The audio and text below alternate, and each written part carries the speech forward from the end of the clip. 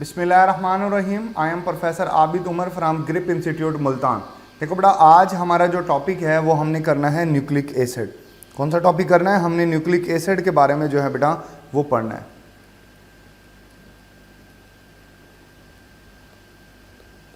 देखिए, nucleic acid जो है बेटा वो फर्स्ट ऑफ ऑल जो साइंटिस्ट था फ्रेडरिक मिक्सचर, इसने जो है बेटा वो इसको डिस्कवर किया था। इसने डिस्कवर किया था दो चीज़ों में के अंदर। ये भी एमसीक्यूज का पॉइंट है, आपको याद रखना है। इसने जो है बेटा वो इसको डिस्कवर किया था ह्यूमन पस सेल में, ह्यूमन पस सेल में और फिश के स्पर्म के अंदर। ये दो पार्ट थे जिसके अंदर जो है बेटा इसने न्यूक्लिक एसिड को जो है वो डिस्कवर किया था। अच्छा, अब बेसिकली जो न्यूक्लिक एसिड होता है उसका मोनोमर होता है न्यूक्लियोटाइड। कौन होता है मोनोमर? वो न्यूक्लियोटाइड होता है। ठीक है।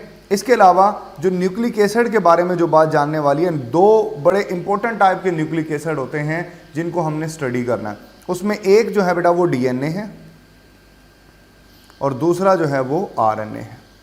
आप जानते हो कि DNA stand for deoxyribo nucleic acid और इसी तरह RNA stand for ribo nucleotide या राइबो न्यूक्लिक एसिड जो है बेटा वो उसको कहा जाता है। न्यूक्लियोटाइड इस वजह से लिखा हुआ है क्योंकि इसका बेसिकली जो मोनोमर होता है वो न्यूक्लियोटाइड होता है। चले नेक्स्ट जो है बेटा न्यूक्लियोटाइड के बारे में थोड़ा सा हम पढ़ लेते हैं कि न्यूक्लियोटाइड क्या होता है। न्यूक्लियोटाइड जो है ये मोनोमर होता है न्यूक्लिक एसिड का और बेसिकली इसके जो है बेटा वो तीन पार्ट होते हैं। सबसे पहली चीज जो इसके अंदर होती है वो होती है पेंटोज शुगर। Pentose sugar. दूसरी जो चीज इसके अंदर पाई जाती है बेटा वो है इसका फास्फेट ग्रुप। इसमें फास्फेट ग्रुप पाया जाता है। ठीक हो गया। और तीसरी जो चीज इसके अंदर पाई जाती है बेटा वो पाई जाती है नाइट्रोजिनस बेस। Nitrogenous base. ये तीन बेसिक चीजें जो है वो एक न्यूक्लियोटाइड के अंदर पाई जाती है। अच्छा, इसके अंदर जो है बेटा अगर आप देखो ना, अगर आप देखें ये वाला जो हिस्सा है, ये वाला हिस्सा, ये हिस्सा इसका कांस्टेंट होता है। मतलब हर न्यूक्लियोटाइड में ये फिक्स होगा, पेंटोज शुगर होगी और फास्फेट ग्रुप होगा, ये कांस्टेंट होगा। तो दैट्स वाई इसको बैकबोन कहा जाता है इस स्ट्रक्चर का। आप कहते हो ना कि डीएनए के अंदर जो है बेटा वो शुगर फास्फेट बैकबोन होते हैं। ये वर्ड आपने अक्सर पढ़ा होगा कि शुगर फास्फेट जो है बेटा वो क्या पाई जाती है? शुगर फास्फेट बैकबोन पाई जाती है। ये आपने अक्सर लफ्ज पढ़ा होगा। ठीक है ना। क्यों मैं आपको बैकबोन का कंसेप्ट ऑलरेडी अमीनो एसिड में बता चुका हूं कि वो पार्ट होता है जो कि कांस्टेंट रहता है, चेंज नहीं होता। जो नाइट्रोजिनस बेस वाला जो इसका पार्ट है ना वो वेरिएबल है, ये चेंज होता रहता है। हर न्यूक्लियोटाइड में सिर्फ और सिर्फ जो है वो नाइट्रोजिनस बेस का फर्क होता है। देखें, नाइट्रोजिनस बेस बेसिकली दो तरह की होती हैं। दे मे बी प्यूरिन्स और दे मे बी पायरिमिडीन्स। ये प्यूरिन्स भी हो सकती हैं, पायरिमिडीन भी हो सकती हैं। जो प्यूरिन होती हैं बेटा उसको मसलन उसकी दो एग्जांपल है, एडिनिन एंड गोवानिन। ठीक हो गया, ये दो तरह की एग्जांपल है। इसी तरह जो है बेटे आप यहां से ले लें, इसी तरीके से पायरिमिडीन में जो है बेटा वो तीन एग्जांपल्स इसके अंदर लाई करती हैं। First one is thymine, second one is cytosine, third one is uracil. ये तीन एग्जांपल जो हैं वो पायरिमिडीन की हैं जो नाइट्रोजिनस बेसिस की। डीएनए में या आरएनए में चार तरह की नाइट्रोजिनस बेसिस पाए जाते हैं। यूरासिल या सिर्फ आरएनए में होती है और थायमीन सिर्फ और सिर्फ जो है वो डीएनए के अंदर पाई जाती है। ये छोटा सा जो है बेटा वो बेसिक इंट्रोडक्शन था। अच्छा, आपको एक और बात बताता हूं, वो बात भी जानने वाली है। चले इसी में बता देता हूं। अब इसके अंदर ना देखें, ये वाला जो पार्ट है ना, ये वाला पार्ट जिसमें नाइट्रोजिनस बेस और पेंटोज शुगर है, इसको न्यूक्लियोसाइड कहा जाता है। क्या कहा जाएगा? न्यूक्लियोसाइड, जिसमें फास्फेट ग्रुप शामिल नहीं है। न्यूक्लियोसाइड के साथ अगर फास्फेट ग्रुप को ऐड कर दिया जाए तो वो न्यूक्लियोटाइड बन जाता है। ठीक हो गया ना। सिर्फ इसमें न्यूक्लियोसाइड के अंदर नाइट्रोजनस बेस और पेंटोज शुगर आ जाएगी, न्यूफॉस्फेट ग्रुप नहीं आता। फास्फेट ग्रुप को निकाल दिया जाए न्यूक्लियोटाइड में से तो वो न्यूक्लियोसाइड बन जाता है, और न्यूक्लियोसाइड में अगर आप फास्फेट ग्रुप को ऐड कर दो तो वो न्यूक्लियोटाइड बन जाता है। चलें आगे चलते हैं अब नेक्स्ट। देखो बेटा यहां से आपको प्रिपेयर करना है, ये भी बड़ा ही इंपॉर्टेंट पार्ट है। देखें अभी हमने नाइट्रोजनस बेसिस की बात की, नाइट्रोजनस बेस वाले पार्ट से अक्सर औकात जो है वो यहाँ पर एमसीक्यूज आते हैं। मसलन देखिए ये पायरामिडीन का स्ट्रक्चर यहाँ पर लिखा हुआ है। पायरामिडीन जो होता है बेटा ये एक 6 कॉर्नर रिंग स्ट्रक्चर होता है। इसके अंदर जो है वो आपको इसका स्ट्रक्चर प्रिपेयर करना है। बाज़ का ऐसा हो जाता है कि क्वेश्चन आ जाता है कि how many nitrogen atoms are present in the pyrimidine structure, तो आपको पता होना चाहिए कि 2 नाइट्रोजन एटम होते हैं, ठीक है ना। ये देखिए साथ में आपको इनकी पोजीशन भी याद करनी कि ये 1 और 3 पोजीशन के ऊपर होते हैं। Then how many carbon atom are there in pyrimidine, आप जानते हो कि ये 4 कार्बन होते हैं इसकी रिंग के अंदर। Then how many double bond are there, तो 3 डबल बॉन्ड जो है बेटा वो पाया। मतलब इस स्ट्रक्चर को किसी भी एंगल से यहाँ से एमसीक्यूज बनाया जा सकता है। इसी तरह साइटोसिन में जो है बेटा वो आ जाता है कि how many nitrogen atom are present in cytosine, तो नाइट्रोजन 3 होते हैं, रिंग में 2 होते हैं, लेकिन ओवरऑल जो नाइट्रोजन होते हैं वो 3 होते हैं, ठीक हो गया। इसी तरह और भी एंगल से दिया जा सकता है, यूरासिल के बारे में आ सकता है। थायमीन और यूरासिल का फर्क जो होता है वो सिर्फ और सिर्फ बेटा जो है वो इस मिथाइल ग्रुप का होता है, जो कि पोजीशन नंबर 5 के ऊपर पाया जाता है, पोजीशन नंबर 5 के ऊपर पाया जाता है। ये बात आपने याद रखनी है। इसी तरीके से मैं जो है आगे चलूंगा। ये बेटा सिंगल रिंग स्ट्रक्चर होता है, this will be a single ring structure, जबकि जो पायरामिडीन्स के अलावा जो प्यूरिन्स होते हैं वो डबल रिंग स्ट्रक्चर होता है। कौन सा स्ट्रक्चर होगा, this will be a double ring structure. अच्छा अब ये डबल रिंग स्ट्रक्चर की बात हम कर लेते हैं। इसमें भी आपने इसी तरीके से आ सकता है कि how many nitrogen are there, तो बेटा आप देख सकते हो 1 2 3 और इसके अंदर 4 नाइट्रोजन जो है बेटा वो पाए जाते हैं रिंग के अंदर, ठीक है ना। अगर एडिनिन की बात करोगे तो उसमें फिर ये 5 हो जाएंगे क्योंकि एक रिंग से बाहर भी है, ठीक है ना। तो ये गोवनिन के अंदर भी जो है बेटा ये 5 है, 4 रिंग के अंदर है और एक जो है वो रिंग से बाहर है। तो ये बेटा इसको प्रिपेयर करने का बेहतरीन तरीका ये है कि बहरहाल आप इसकी प्रैक्टिस करें, आप इसको बनाएं 2 से 3 दफ़ा। ये स्ट्रक्चर आपको बनाने आना चाहिए, साथ साथ आपको इनकी नंबरिंग भी आनी चाहिए। इसमें जो है वो नंबरिंग भी मेंशन है, आपको इसकी नंबरिंग भी प्रिपेयर करनी है। आपने अपने खुद से नंबरिंग नहीं देनी, ये स्टैंडर्ड नंबरिंग होती है जिसको आपको फॉलो करना पड़ेगा, ये आपको हेल्प आउट करेगा। चलें यहाँ से फिर मैं आगे मूव करता हूँ। देखें देखो बेटा राइबोस और डीऑक्सी राइबोस के अंदर मैंने आपको फर्क बताया था। ये सिंपल राइबोस है, ये जो पेंटोज शुगर होती है ये सिर्फ आरएनए में पाई जाती है। किस में पाई जाती है, आरएनए में। जबकि डीएनए की बात करें तो उसके अंदर होती है डीऑक्सी राइबोस। जब मैंने आपको कार्बोहाइड्रेट पढ़ाया था उस वक्त बेटा ये बात मैंने आपको बताई थी, ये डीएनए में पाई जाती है। पेंटो जरा मॉडिफाइड किस्म की जो है वो पेंटोज शुगर होती है। आप देखें ये जो कार्बन नंबर 2 है यहाँ पर OH है राइबोस में, लेकिन यहाँ कार्बन नंबर 2 के पास सिर्फ हाइड्रोजन है, यहाँ पर एक ऑक्सीजन रिमूव है, इसीलिए वर्ड लिखा हुआ है डीऑक्सी, ठीक है ना, कि कार्बन नंबर 2 से एक ऑक्सीजन जो है वो यहाँ पर मूव है, तो इसको डीऑक्सी राइबोस आप बोलेंगे। और ये डीएनए के अंदर जो है बेटा वो पाई जाती है। ये एक बेसिक बात है, आपने ये भी जहन में जो है वो रखनी है। अच्छा अब इसके बाद इंपॉर्टेंट चीज़ क्या है कि बेटा ये न्यूक्लियोटाइड्स आपस में अटैच होते हैं। आपस में अटैच होने के बाद they will develop the फास्फोडाइएस्टर bond. ये बातें कुछ समझने वाली हैं, ये मैं आपको खुद से समझाता हूँ। देखें एक जो न्यूक्लियोटाइड होता है ना, सबसे पहले तो हम उसका एक स्ट्रक्चर ड्रॉ कर लेते हैं एक न्यूक्लियोटाइड का। देखें एक न्यूक्लियोटाइड कुछ इस तरीके से होता है,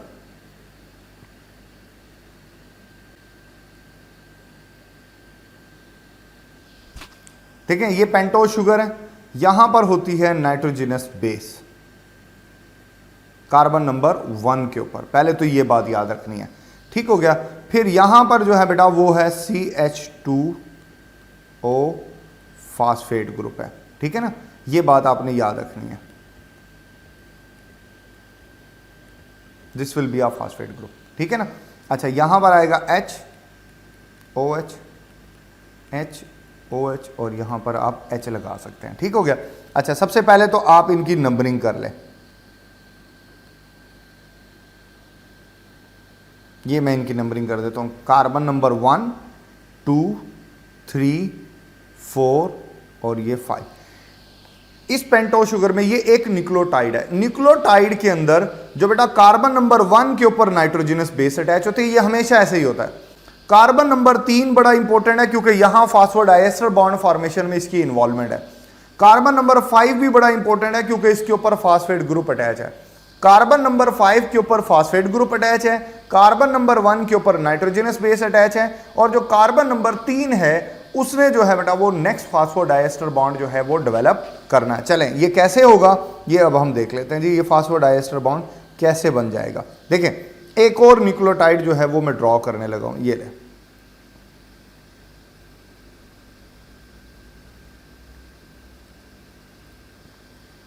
ये अब आप देख सकते हैं यहां पर बेस है, नाइट्रोजनस बेस है,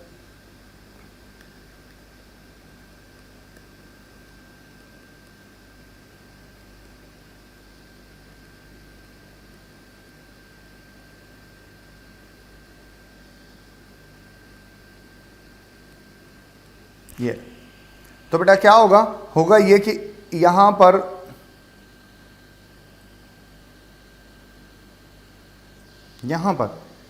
इसका जो है बेटा वो OH और इसका H ये आपस में मिल जाएगा, और आपस में मिलने के बाद क्या बनेगा, वाटर, और ये दो न्यूक्लियोटाइड्स जो हैं ये आपस में बेटे अटैच हो जाएंगे। ये किस तरीके से होंगे देखिए मैं बताता हूँ।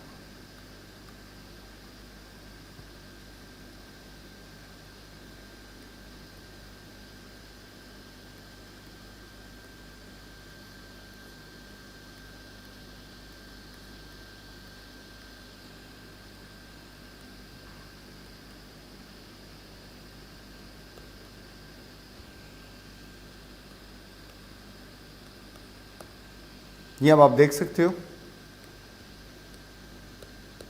ये यहां पर अटैच हो गया। ये जो बॉन्ड बना है इस बॉन्ड को जो है बेटा वो आप नाम देते हो phospho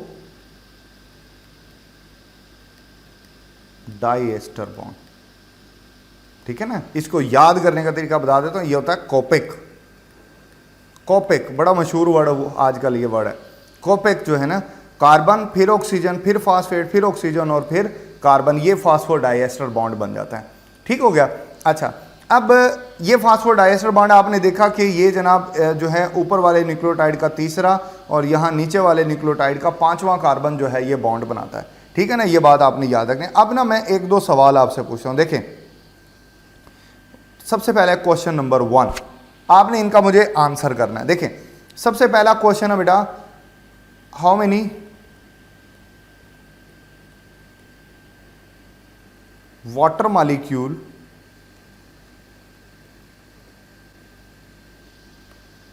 release when phosphodiester bond form। कि जनाब जब फास्फोडाइएस्टर बॉन्ड बनता है तो तब कितने वाटर मॉलिक्यूल रिलीज होंगे। दूसरा सवाल, how many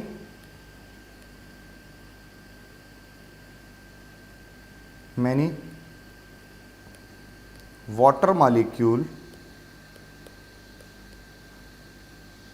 release when two nucleotides attach। देखिए ये क्वेश्चन का जवाब मैं देता हूं आपको, दोनों सवालों के जवाब देता हूं।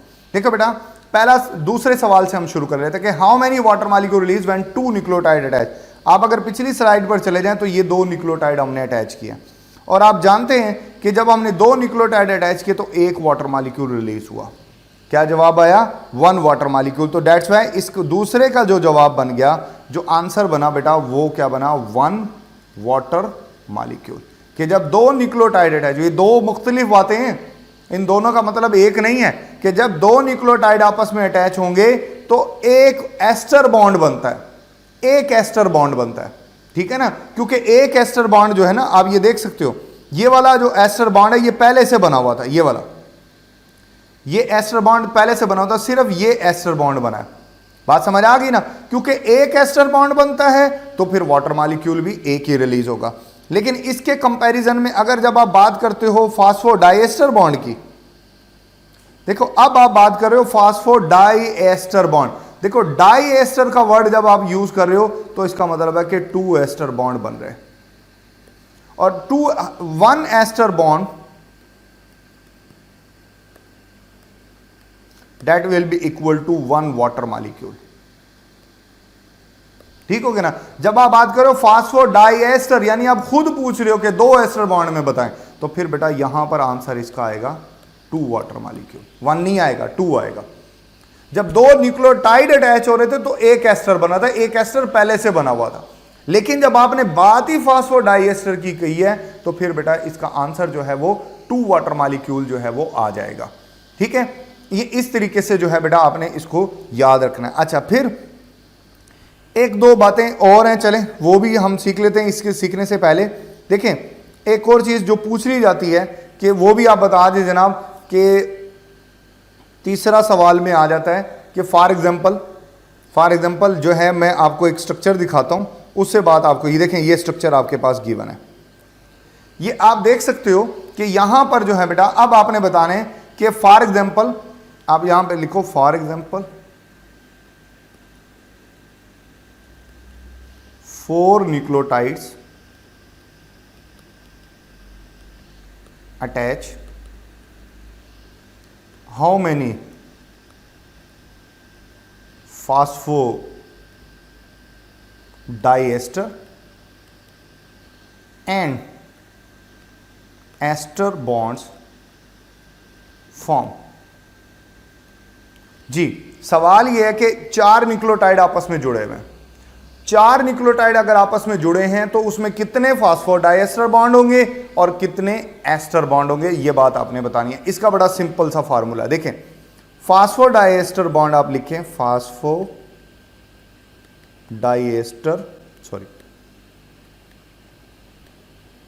बॉन्ड, तो उसमें आप लिख दें n-1। क्या लिखेंगे? n-1। n जो है ना, n ये क्या होता है? ये होता है नंबर ऑफ न्यूक्लियोटाइड्स। ये क्या होता है? नंबर ऑफ न्यूक्लियोटाइड होगा ये। ठीक है ना। देखें फर्ज कर रहे हैं यहां पे 4 है, 1 2 3 और ये 4 है, तो आप ये लिखें 4 - 1, तो आंसर आ जाएगा 3। तो मतलब इसमें 3 फास्फोडाइएस्टर बॉन्ड आप ये देख सकते हो, 1 2 और ये 3। ये फास्फोडाइएस्टर नहीं, सिर्फ फास्फोएस्टर बॉन्ड है, तो 3 है ये। इसी तरह अगर आपने एस्टर बॉन्ड निकालना है, सिंपल एस्टर बॉन्ड्स निकाल लें, ठीक हो गया। एस्टर बॉन्ड अगर निकालने तो आप लिखोगे 2n-1, ठीक हो गया। तो ये 2 आ जाएगा, यहां पर 4 आ जाएगा, -1 आ जाएगा, ये 8 हो जाएगा, ये यहां पर इसका आंसर आ जाएगा 7।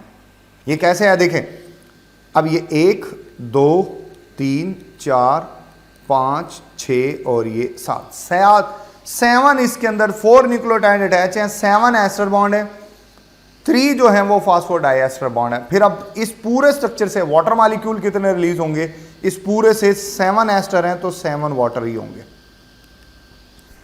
ठीक है ना, 7। और अगर पूछा जाता है कि how many water molecule are release in 3 phosphodiester, देखो वर्ड पूछ रहा है 3 फास्फोडाइएस्टर, एक फास्फोडाइएस्टर में 2 हैं, तो 3 फास्फोडाइएस्टर में जो है बेटा वो 6 वाटर मॉलिक्यूल जो है वो हो जाएंगे। तो ये एरिया थोड़ा सा बेटा एक्सप्लेन करने का मकसद ये था कि इस एरिया में कोई ट्रिकी चीज जो है बेटा पेपर में आ ना जाए, तो आपको इस एरिया के सारी बातें जो है वो क्लियर होनी चाहिए, इसका मकसद ये था। चलें आगे चलते हैं।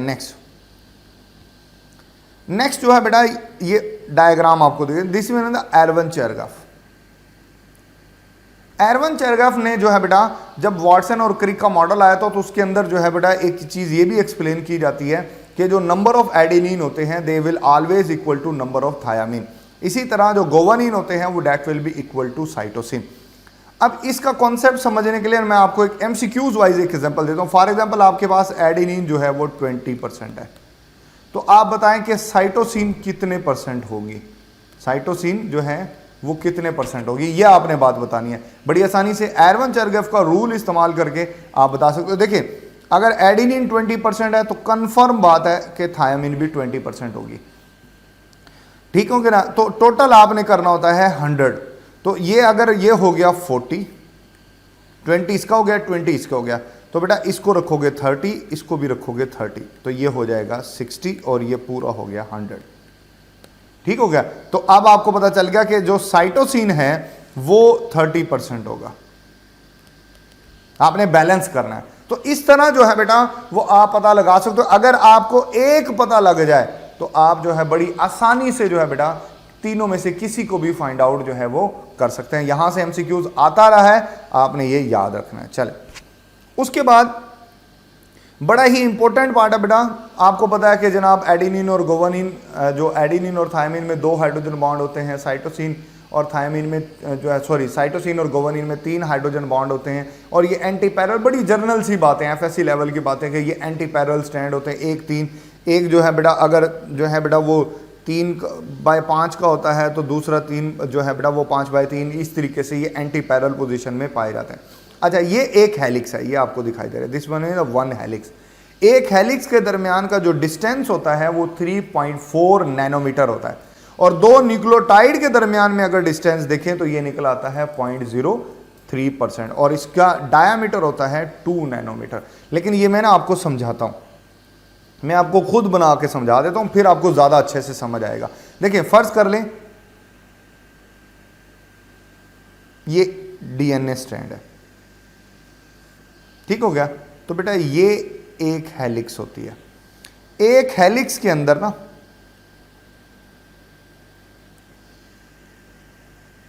1 2 3 4 5 6 7 8 9 और ये 10 जो है बेटा 10 बेस पेयर होते हैं, पेयर होते हैं, ठीक है ना, या 20 बेसिस होती है